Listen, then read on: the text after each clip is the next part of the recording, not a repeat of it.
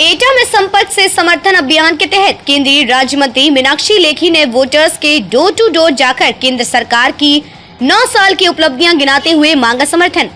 Uniform civil code के मुद्दे पर केंद्रीय राज्य मंत्री मीनाक्षी लेखी ने विपक्ष पर साधा निशाना। वादा पूरे करने के लिए सरकार बनी है और हमारा यूनिफॉर्म सिविल कोड का वादा है, इस देश धरती से उसको हम पूरा करेंगे।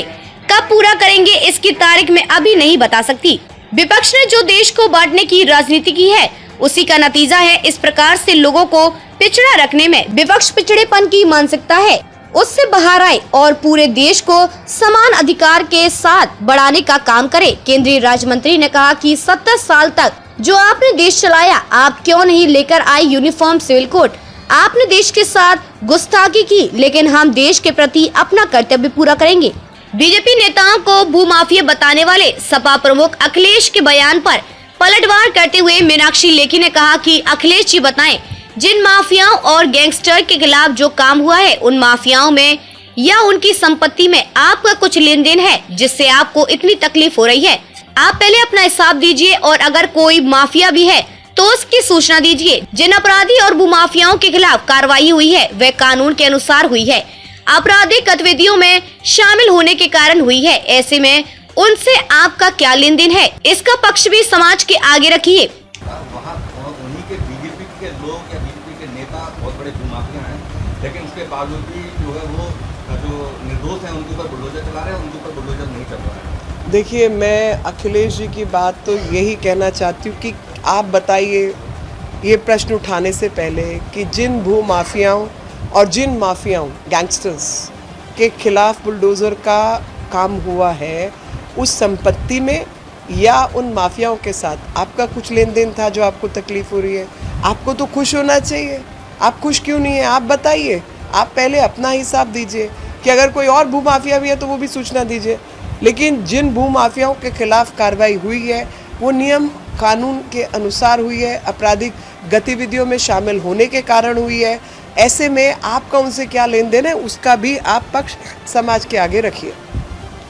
मुझे नहीं मालूम, जैसे राम मंदिर कब बनेगा तो तारीख बताओ, तो हम तारीख तब भी नहीं बता पाते थे और आज भी हम तारीख नहीं बता पा रहे हैं। लेकिन ये तय है कि जो जो हमने वायदे किए थे उनका पूरा करने के लिए ये सरकार बनी है और यूनिफॉर्म सिविल कोड का हमारा वायदा है इस देश से, इस धरती से, और उसको हम पूरा करेंगे। कब पूरा होगा वो तारीख मैं नहीं बता सकती, लेकिन हाँ पूरा करेंगे इसकी मैं आप सबको एक आश्वासन ज़रूर दे सकती हूँ कि ये हम पूरा ही करेंगे।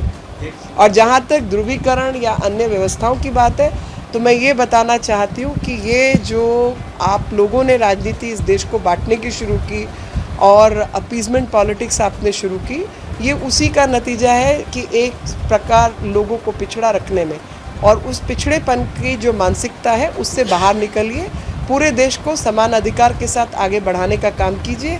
और इतने साल 70 साल तो आपने भी देश चलाया, आप क्यों नहीं लेके आए यूनिफॉर्म सिविल कोड?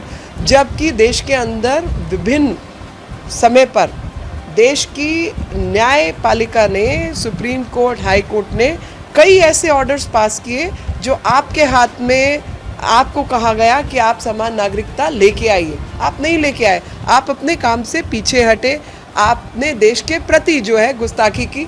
हम अपने कर्तव्य के प्रति सजग हैं और देश के प्रति अपना कर्तव्य पूरा करेंगे। लास्ट सवाल है कि आज जो लग रही है आज आप यहाँ आई हैं और डोर टू डोर लोगों से मिल रही हैं, क्या प्लान है और पे आप लोगों का? देखिए, प्लान तो बिल्कुल साफ है कि पार्टी ने सब लोगों की ड्यूटी लगाई है, 4-4 लोकसभा सबको दिया है, तो एटा भी उसमें से एक लोकसभा है और डोर टू डोर के अंदर हमें संपर्क से समर्थन की बात करनी है। तो आज मैं अपने इस संपर्क के माध्यम से अपने परिवार में आई हूँ जहाँ सब वकील हैं और मेरी बिरादरी के लोग हैं, तो अपने परिवार में अपनी बिरादरी के बीच समर्थन की कामना करते हुए संपर्क रखने के लिए, बढ़ाने के लिए मैं आई हूँ। सरकार की जो योजना है या ड्राफ्ट कर रहे हैं उनको बताया जा रहा है कि 2024 की जी, मतलब कोई ऐसा विषय नहीं है, कोई ऐसा स्थान नहीं है जहाँ पर विकास का कार्य नहीं किया गया हो। और इसके साथ ही मैं ये भी कहूँगी कि ऐसा नहीं कि हमने सभी कुछ पा लिया, सभी कुछ कर लिया, काफ़ी कुछ किया है और बाकी काम बाकी है। तो जो काम बाकी है उसी के लिए समर्थन चाहिए कि आने वाले समय में जो बाकी का बचा हुआ काम है हम उसको भी पूरा कर पाएँ। और जिस प्रकार की रफ्तार से हमने काम किया, चाहे वो शौचालय बनाने का काम हो, चाहे प्रधानमंत्री आवास योजना में आवास बनाने का काम हो, चाहे सड़कें निर्माण का काम हो, चाहे मेडिकल कॉलेजेस खोलने का काम हो, महिलाओं के स्वास्थ्य से संबंधित हो, बच्चों के स्वास्थ्य से संबंधित हो, पढ़ाई लिखाई से शिक्षा से संबंधित हो और यहाँ तक कि लोगों के पैसे से संबंधित हो।